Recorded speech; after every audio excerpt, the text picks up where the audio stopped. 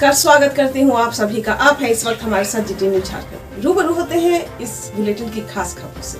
जमशेदपुर के जुगसलाई महतो पाड़ा में अहमद कन्या विकास संस्था के बैनर तले निःशुल्क मेडिकल कैंप का आयोजन किया गया। इस कैंप का उद्घाटन कार्यक्रम के मुख्य अतिथि स्थानीय विधायक मंगल कालिंदी ने किया। इस दौरान उन्होंने इस संस्था की काफी तारीफ की और इस कैंप के लिए सभी लोगों की कार्यों की विशेष सराहना की। इस दौरान जुगसलाई थाना प्रभारी समेत काफी संख्या में लोगों ने भाग लिया। जमशेदपुर से जावेद अख्तर की रिपोर्ट।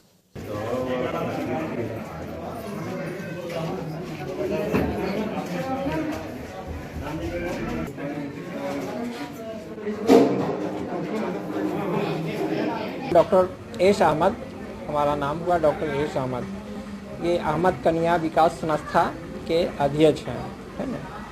ये हम बीच में 2012 से ये काम करते हैं, समाज सेवा करते हैं, समाज सेवा मतलब कि चलाते हैं। इससे पहले आप कैंप कहाँ लगाए थे? इससे पहले जुगसलाई में कई जगह जो कैंप लगाए थे, यहाँ भी 2 बार कैंप लगा चुके। ये तीसरा बार ये कैंप है इस जगह पे लगाने का।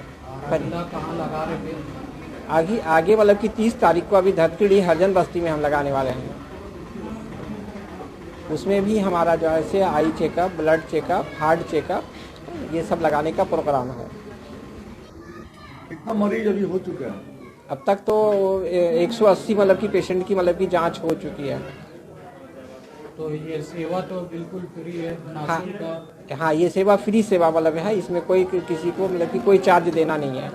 तो ये आप पूरे जमशेदपुर में हर जगह काम करेंगे इसके लिए हम तो हर जगह मतलब कि काम करने का मतलब की कोशिश कर रहे हैं।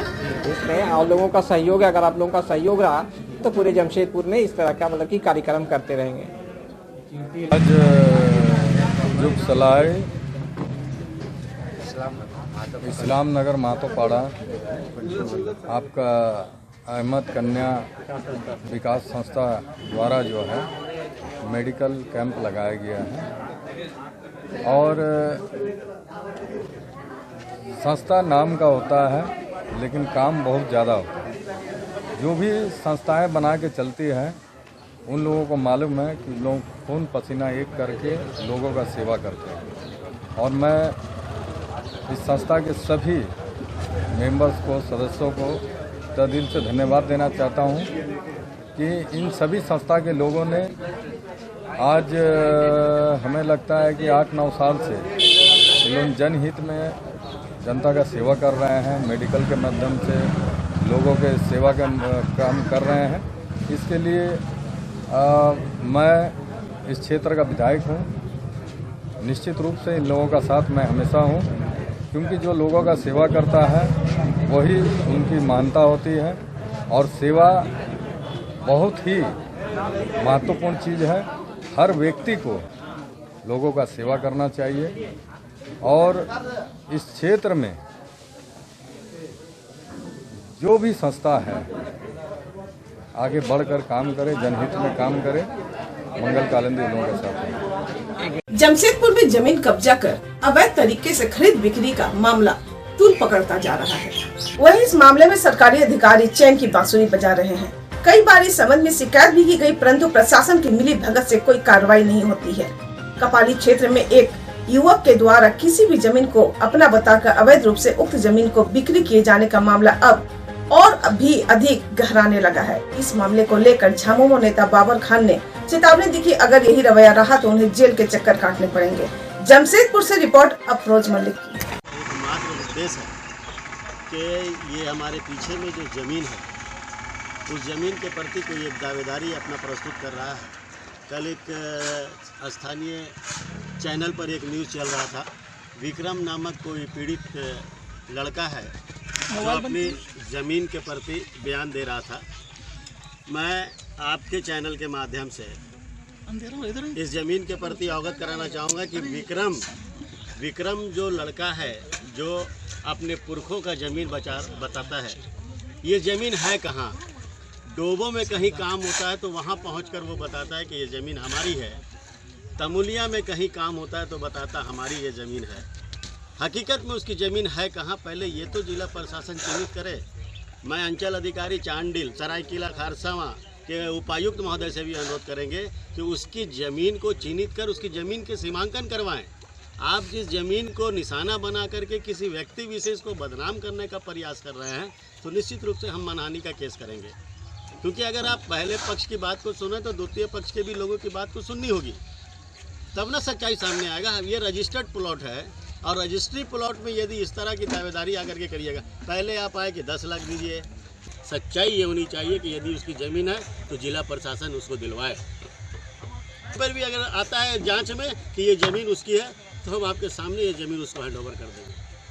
आज तक विवादित ज़मीन किसी ने नहीं लिया है, लेकिन अच्छे खासे ज़मीन को भी विवाद खड़ा करके केवल पैसा ठगने का काम किया जाता है, सीधे साधे लोग दे देते हैं। क्या लगता बिल्कुल है, आप उनको वो कहाँ है, उसके साथ जो लोग घूम रहे हैं।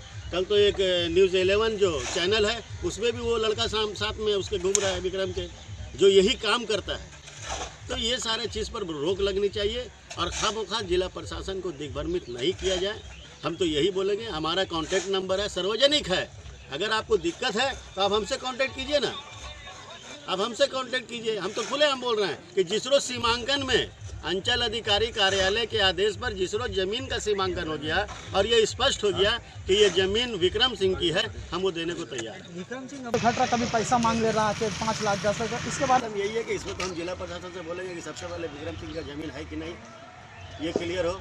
दूसरा है तो कहाँ पे है, डोबो में है, तमुलिया में है कि ये TOP चौक में है, उसको खुद नहीं पता है कि हमारे पुरखों का ज़मीन कहाँ है।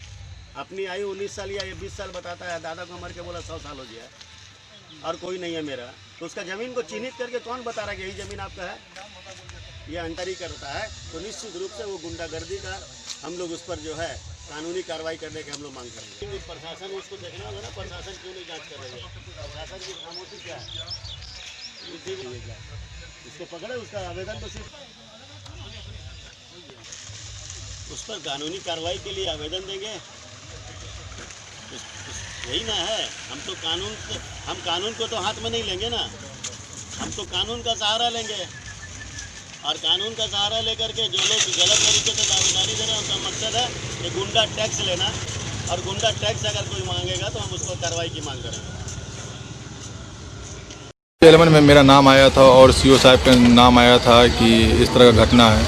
कोई विक्रम सिंह नाम का व्यक्ति आए दिन मुसलमान के आए दिन ज़मीन पर प्रॉब्लम क्रिएट कर रहा है। जिस ज़मीन में कहीं भी काम होता है और बोलता है रंगदारी दो, नहीं तो आदिवासी एक्ट लगा देंगे।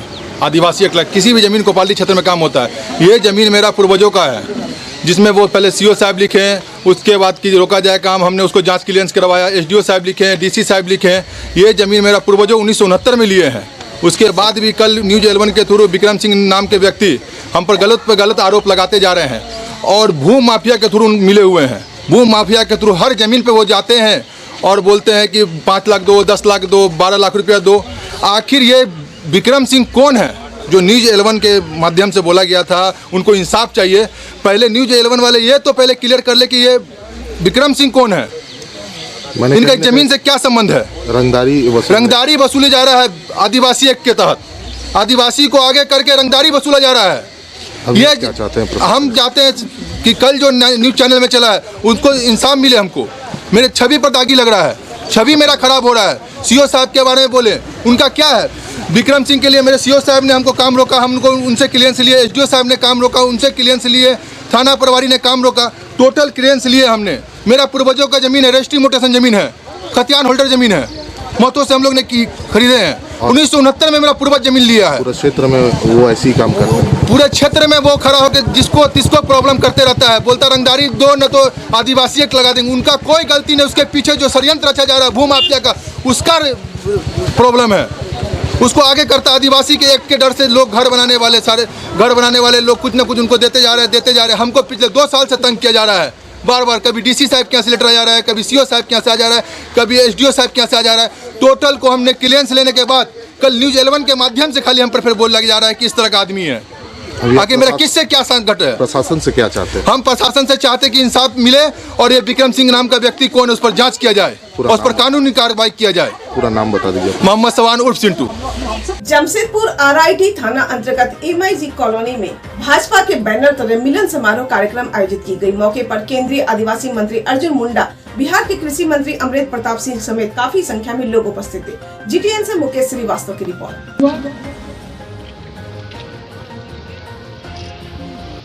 कमेटी के रिटायर्ड शूटिंग है, हमारे मोहल्ले में रहते हैं। एक बार फोटो खिंचवा लीजिए थोड़ा सा साथ में। अब मैं आग्रह कर अभिभावक सम्मानित करेंगे। यहाँ तालियों से स्वागत हो। ये हम लोग को बिहार में चलकर, बिहार में कृषि मंत्री हैं परंतु जमशेदपुर से ही राजनीतिक जीवन है, परंतु भारतीय जनता पार्टी कश्मीर से लेकर कन्याकुमारी तक आग्रह करूंगा अपने आलोक श्रीवास्तव से कि बूटे से आप आइए, जल्दी आइए। आलोक जी, गोस्वामी जी को स्वागत कीजिए। विशाल राष्ट्र और माननीय नरेंद्र भाई मोदी का नेतृत्व, देश की जनता आत्मविश्वास के साथ मोदी पर पूर्ण आस्था और विश्वास रखते हुए जो कोरोना काल की चुनौती का मुकाबला किया, तरीके से आज आदरणीय नरेंद्र मोदी समस्त लोगों को सुरक्षित करने के दिशा में देश के वैज्ञानिकों को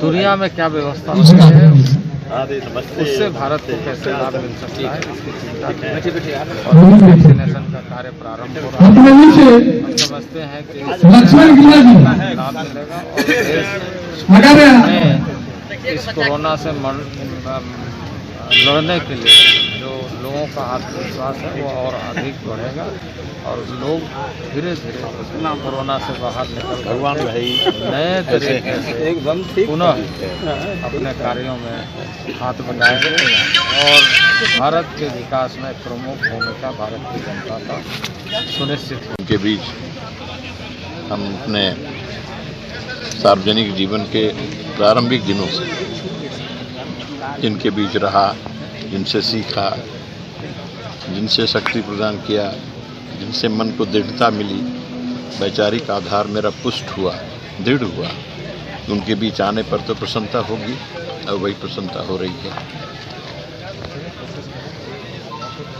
कृषि कानून का सर जो चारों तरफ विरोध हो रहा है, कृषि कानून तो किसानों के हित में है, व्यापक हित में, और देश का किसान उसका विरोध नहीं कर रहे हैं। कुछ किसान हैं जो भ्रमित हैं और उनके पीछे जो ताकत खड़ी है, जिन लोगों ने भ्रमित कर रखा है, उन ताकतों को समझना चाहिए आपको। और मैं समझता हूं कि मीडिया कर्मी जो हैं, मीडिया के जो लोग हैं, वो इसमें महत्वपूर्ण भूमिका निभा सकते हैं। जो सामने एक धुंधला चित्र प्रस्तुत किया जा रहा है, उसे साफ करने की कोशिश आप सबको करनी चाहिए। उस पर बहस हो, समाज में हर जगह बहस हो। 5 लाख गाँवों का देश है भारत और किसान गाँव में बसते हैं। किसी गांव में कोई आंदोलन नहीं है। सभी कहते हैं कि यह जो कानून बना है किसानों के व्यापक हित में है। फिर दिल्ली के बॉर्डर पर, पंजाब के बॉर्डर पर, हरियाणा के बॉर्डर पर जो आंदोलन चल रहा है, वह आंदोलन को किसी रूप में किसान आंदोलन के रूप में स्वीकार नहीं किया जाता। कुछ भ्रमित किसान हैं, उनको आगे रख करके उसके पीछे की जो राजनीति है वो विपक्षी राजनीतिक दलों की वह राजनीति चल रही है। नहीं तो वहाँ भिंडर वाले जिंदाबाद के नारे नहीं लगते, नहीं तो कनाडा के प्रधानमंत्री से उस आंदोलन का समर्थन नहीं करवाया जाता। ब्रिटिश पार्लियामेंट के अंदर और उस आंदोलन के समर्थन में चर्चा नहीं करवाया जाता। तो इस प्रकार से जो शक्तियाँ इस आंदोलन के पीछे वहाँ दिखाई पड़ रही हैं, वो देश हित में नहीं है, देश के हितों के खिलाफ है।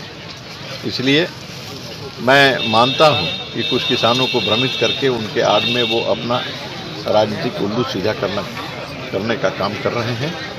देश को समझना चाहिए और मीडिया कर्मियों से मेरा अनुरोध है कि आप इसमें आपकी जो महत्वपूर्ण भूमिका है उसका निर्वहन आप करें और समझाएं और इस पर देश में बहस छिड़े।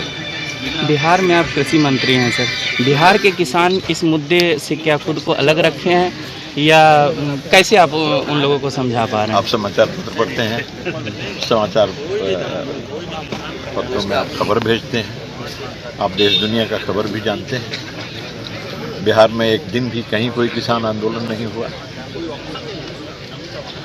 बिहार के किसान कभी सड़क पर नहीं उतरे। बिहार के किसानों में कभी इस कानून के खिलाफ कहीं कोई आवाज़ नहीं उठी। बिहार के किसान इस कृषि कानून को अपने हक में मानते हैं।